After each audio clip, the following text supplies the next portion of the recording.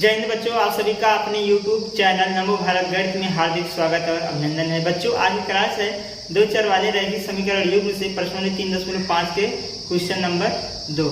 इसके पिछले वाले क्लास में हम क्वेश्चन नंबर 1 बता चुके हैं, तो आज की क्लास में हम क्वेश्चन नंबर 2 जानेंगे। तो चलिए आज की क्लास शुरू करते हैं। दूसरा का पहला है कि ए तथा बी के किन मानों के लिए निम्न रैखिक समीकरणों के युग्म के अपरिमित रूप से अनेक हल होंगे। ये कंडीशन पहले से बोल दिया है, अपरिमित रूप से अनेक हल होंगे, अपरिमित रूप से अनेक हल होंगे। ये कंडीशन पहले ही बोल दिया है, तो हम अपरिमित रूप से अनेक हल वाली स्थिति लगाकर हम क्या निकालेंगे, ए और बी का मान ज्ञात कर लेंगे। तो चलिए इसको थोड़ा सॉल्व कर लेते हैं। 2x + 3y, इसको पक्षांतर करेंगे -7 हो जाएगा बराबर 0, और इसको लिख सकते हैं a - bx + a + b और y, इसको पक्षांतर करेंगे तो ये इधर आएगा तो माइनस का बन जाएगा सब, -3a + b - 2 बराबर 0। हम इसको इस प्रकार से लिख सकते हैं, ठीक है। अब इसको तुलना करा लेंगे, a1x + b1 + c1 बराबर 0 तथा दूसरा कौन सा है a2x + b2i + c2 बराबर 0 से तुलना करने पर क्या करेंगे, तुलना करने पर। तो ये जो पहला है, पहले का पहले तुलना कराइए, a1 बराबर 2 हो जाएगा और b1 बराबर कितना हो जाएगा 3 और b2 बराबर कितना हो जाएगा, c1 बराबर कितना हो जाएगा -7 हो जाएगा। इसका इससे कराएंगे a2 बराबर कितना हो जाएगा, यहाँ से a2 बराबर a - b और b2 बराबर कितना हो जाएगा, b2 बराबर ये हमारा a + b। यहाँ देखेंगे b2 का गुणांक y गुणांक b2 है, यहाँ y गुणांक कितना a + b, तो b2 बराबर a + b। और c2 बराबर कितना हो जाएगा, माइनस का, यहाँ लिख देते हैं -3a + b और माइनस में 2, ये हो जाएगा। अब यहाँ क्योंकि बोला है अपरिमित रूप से अनेक हल, क्या बोला है, अपरिमित रूप से अनेक हल है। अगर बोला अपरिमित रूप से अनेक है तो यह स्थिति पता है, तो लिखेंगे हम जानते हैं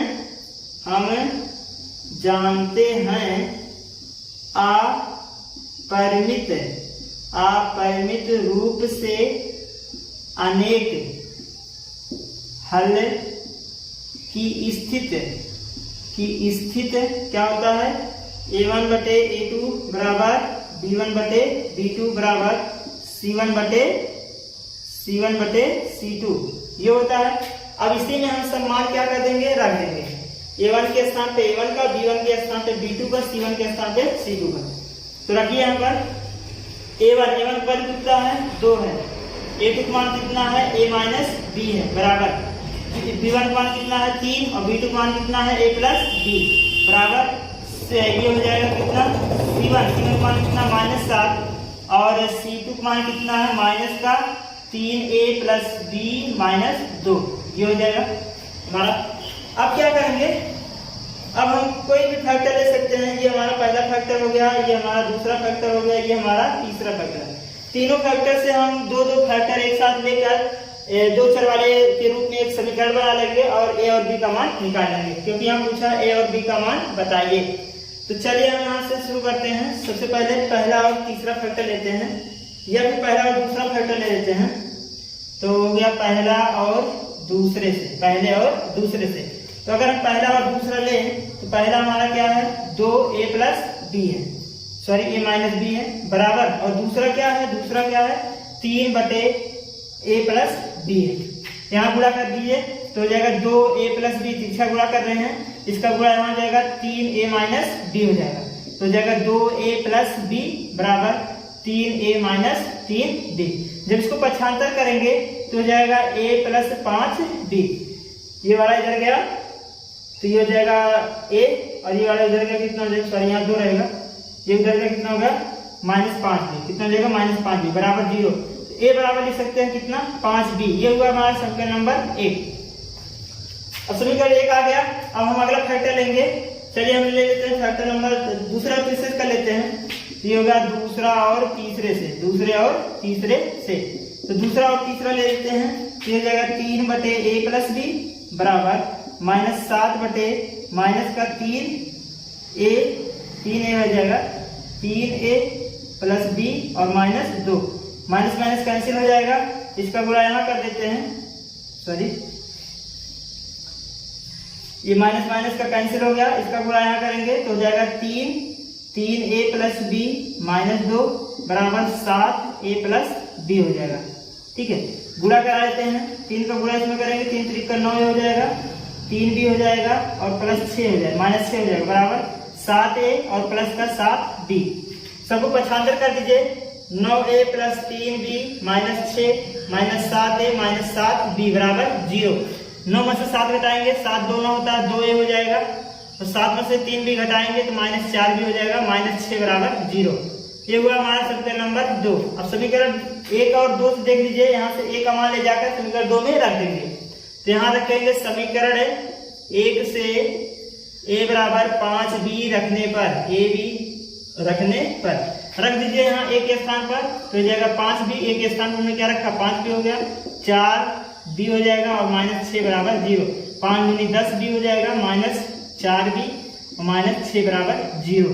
ठीक है, तो 6 में से 4 घटाएंगे, 10 में से 4 घटाएंगे तो आ जाएगा 6b बराबर, ये उधर गया 6 हो गया, तो b बराबर कितना हो गया, 1 आ गया। b का मान कितना आया, 1। अब हमको निकालना किसका मान, a का मान निकालना है। तो b का मान किसी एक समीकरण में रख दो, 1 में रख देते हैं। 1 में रखने पर, समीकरण 1 में रखने पर 1 हमारा क्या था, a बराबर 5b था, तो a बराबर हो जाएगा 5 गुणे 1, a बराबर कितना आ गया, 5। इस प्रकार से हम a और b का मान निकालेंगे। चलिए अब अगला पार्ट देखते हैं, दूसरा पार्ट बच्चों। पहले का दूसरा पार्ट है, कह रहा है k के किस मान के लिए निम्नलिखित समीकरणों के युग्म का कोई हल नहीं है। समीकरण दिया 3x प्लस वाई बराबर 1, 2k minus 1x, 2k minus 1y बराबर 2k प्लस 1। इसको थोड़ा सा हम हल कर लेते हैं। इसको हल करेंगे तो 3x प्लस वाई, ये प्लस का है, इधर आएगा तो माइनस का बन जाएगा, माइनस बराबर 0। समीकरण नंबर 1 बन गया ये। अब इसको अगर हल करें तो हो जाएगा 2k माइनस 1x और प्लस k माइनस 1y, और ये इधर आया तो हो जाएगा 2k प्लस 1। ये होगा समीकरण नंबर 2। हमने पक्षांतर कर लिया है।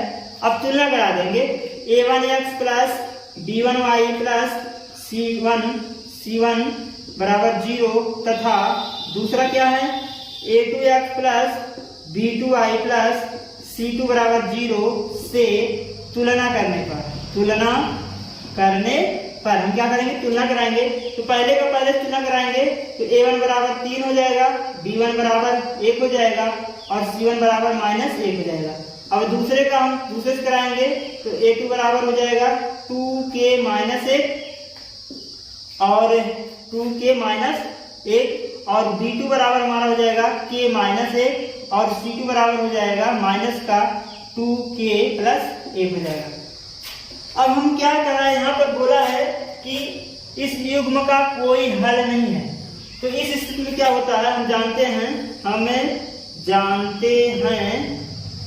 जब युग्म का कोई हल नहीं हो तो क्या लिखते हैं, a1 बटे a2 बराबर b1 बटे b2 लेकिन नॉट इक्वल टू c1 बटे c2, c1 c2 के बराबर नहीं होगा। अब इसी में हम क्या कर देंगे, मान रख देंगे। इससे मतलब है ना, क्योंकि ये हमारा बराबर तो है नहीं, हम क्या रखेंगे, इसी को लेकर चलेंगे। a1 का मान कितना है 3, b2 a2 का मान कितना है 2k माइनस 1 बराबर b1 का मान कितना है 1 और b2 का मान कितना है, b2 का मान निकाल लेते हैं k माइनस 1 है, k माइनस 1। इससे मतलब तो है नहीं, हमको ये दोनों बराबर इससे मतलब है। इसका गुणा यहाँ कराइए तो हो जाएगा 3k माइनस 1 बराबर 2k माइनस 1। इसका गुणा यहाँ, इसका गुणा यहाँ, तो इसका गुणा हो गया। गुणा करेंगे 3k माइनस 3, इसका गुणा यहाँ, इसका गुणा यहाँ बराबर 2k माइनस 1। पक्षांतर कर लीजिए सबको, k को एक तरफ कर लीजिए और अचर को एक तरफ, तो हो जाएगा 2k, इधर आया माइनस, सॉरी ये 3k था, इधर आया 2k, तो हो जाएगा प्लस माइनस का 2k बराबर -1 पहले से, इधर प्लस 3 हो गया। तो 3 के में से 2 के घटाएंगे तो 1 के आएगा और 3 में से 1 घटाएंगे कितना आएगा 2। इस प्रकार से हम k का मान निकालेंगे। तो बच्चों ये क्वेश्चन नंबर दूसरे का दूसरा पार्ट था। अब चलिए देखते हैं क्वेश्चन नंबर 3। तो बच्चों ये क्वेश्चन नंबर 3 है। चलिए इसको देखते हैं। सबसे पहले ये हमको बता रहा है कि निम्न रैखिक समीकरण में युग्म प्रतिस्थापन विधि एवं बज्रगुणन विधि से हल कीजिए। दोनों विधि से हल करना है। किस विधि को आप अधिक प्रयुक्त मानते हैं, आपको कौन सा विधि अच्छा लगता है वो बताना। ये समीकरण दिया है 8x + 5y = 9, 3x + 2y = 4। चलिए हल करते हैं। सबसे पहले इसको हम 0 के बराबर कर लेते हैं। बज्रगुणन विधि में लगाने से पहले सबसे पहले हम सभी रैखिक समीकरणों को क्या करते हैं, 0 के बराबर करते हैं। तो ये जाएगा हमारा 8x + 3y - 9 = 0। समीकरण नंबर 1 हो गया। ये हो जाएगा 3x + 2y इधर आया -4 हो जाएगा, 4 = 0। समीकरण नंबर कितना हो गया, 2 हो गया। अब हम तुलना कराएंगे किससे, a1x + b1y + c1 = 0 तथा दूसरा किससे, a2x + b2y + c2 = 0 से क्या करने पर, तुलना करने पर। तुलना करने पर हम क्या करेंगे, तुलना करेंगे। तो पहले का पहले से तुलना कराइए। a1 = 8 हो जाएगा और b1 बराबर कितना हो जाएगा, 3 और c1 बराबर कितना हो जाएगा, -9। अब हम क्या करेंगे, दूसरे का दूसरे से कराएंगे। a2 = 3 और b2 = 2 और c2 = -4। ये तुलना हो गया। अब हम लगाएंगे पहले प्रतिस्थापन विधि बोला है, तो सबसे पहले हम बज्रगुणन विधि लगा देते हैं। लिखिए बज्रगुणन विधि,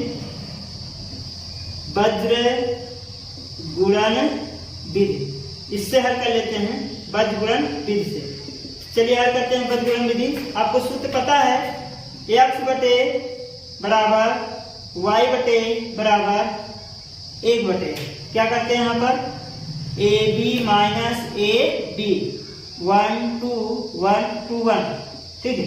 ab अभी हो गया, फिर bc 1 2 -2 1, ये हो गया ca माइनस ca 1 2 फिर 2 1, ये हमारा सूत्र हो गया। अब वैल्यू रख लेते हैं हम। x बटे b1 का मान कितना है, b1 का मान 5 है, यहाँ रखेंगे 5 गुणे c2 का मान कितना है, c2 का मान कितना है, -9, यहाँ रखेंगे -9 माइनस b2 का मान कितना है, 2 है और ये हमारा हो गया। और c1 का मान कितना है, -9, c1 हो गया -9, ये हो जाएगा बराबर c2 है, यहाँ c2 कितना है, 4 है, यहाँ रखेंगे -4, ठीक है। y बटे c1 कितना है, -9 गुणे a2 कितना है, 3 है, माइनस लगाएंगे। c2 हमारा कितना है, c2 -4 है, यहाँ रखेंगे गुणे a1 कितना है, 8 है, तो यहाँ रखेंगे 8 बराबर 1 बटे, यहाँ हमारा रखेंगे a1 कितना है, 8 है, b2 कितना है, 2 है, माइनस ये कितना है, a2 3 है और b1 कितना है, 5 है, यहाँ देगा 5। इसको और थोड़ा सॉल्व कर लेते हैं।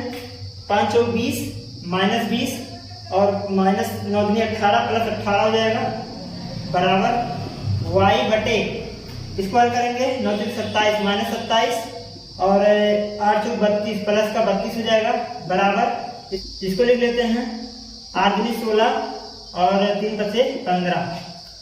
x बटे -2 हो जाएगा, y बटे 5 हो जाएगा, घटाएंगे वही 1 बटे कितना हो जाएगा, 1 आ जाएगा।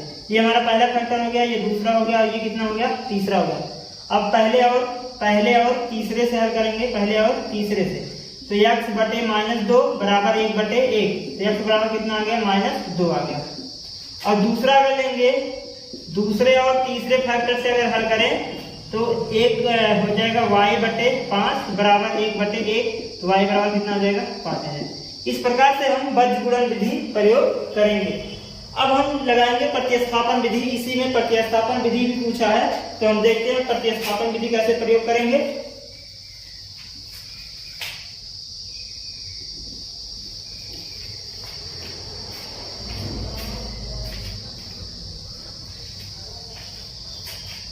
समीकरण दिया है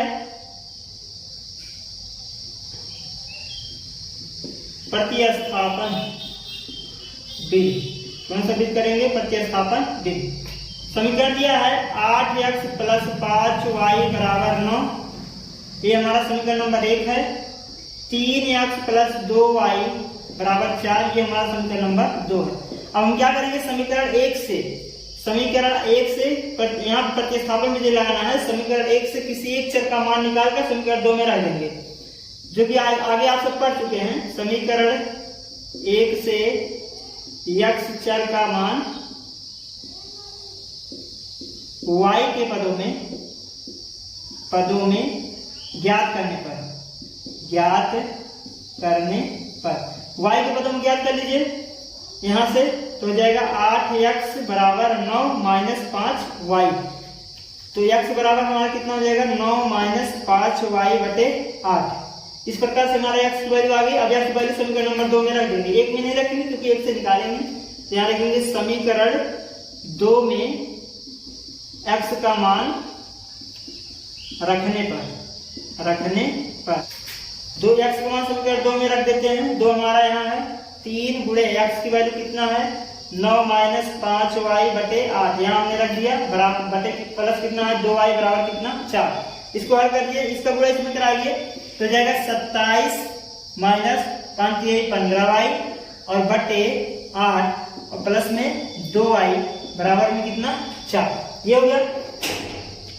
इसका बटा हम 1 कर लेते हैं, इसका गुणा यहाँ करेंगे तो हो जाएगा 27 - 15y और प्लस इसका गुणा इसमें करेंगे 8 × 16y बराबर कितना? 4 और बटे 8 × 8। 8 गुणा यहाँ कर देंगे, 8 × 32 हो जाएगा। तो 27, 16 में से 15 घटा देंगे तो प्लस y बचेगा और 8 × 32 हो जाएगा। ये उधर गया, y बराबर कितना हो जाएगा? 32 - 27, तो y बराबर कितना आ जाएगा? 5। इस प्रकार से y की वैल्यू आ जाएगी। अब क्या करेंगे? y का वैल्यू, y का मान समीकरण 1 में रखने पर, 1 में रख के x के बाद निकाल लीजिए। समीकरण 1 हमारा यहाँ है 8x + 5y = 9। तो 8x + 5 गुणे y वैल्यू कितना है? y वैल्यू है 5 रखेंगे बराबर 9। तो 8x + 55 25 और प्लस 9, तो हो जाएगा 8x बराबर 9। 8x बराबर कितना हो जाएगा? 9 उधर गया -25 हो गया, तो 8x बराबर कितना हो जाएगा? 16 9 25, 16 हो जाएगा माइनस का, तो x बराबर हो जाएगा -16/8, 8 दूनी 16 होता है, x बराबर कितना आ गया? -2 हो गया। तो इस प्रकार से हम प्रतिस्थापन विधि में x और y के दोनों चरों का मान निकालेंगे। तो बच्चों ये 3.5 के बीजगणित विधि से प्रयोग करके सवालों को हल किए हैं। अब अगले क्लास में प्रश्न वाली 3.5 के क्वेश्चन नंबर 4 से बताया जाएगा। तो आज क्लास बच्चों यहीं तक। अगर आपको क्लास ये अच्छा लगा हो तो लाइक और सब्सक्राइब करिएगा और अपने दोस्तों के साथ भी शेयर करिएगा।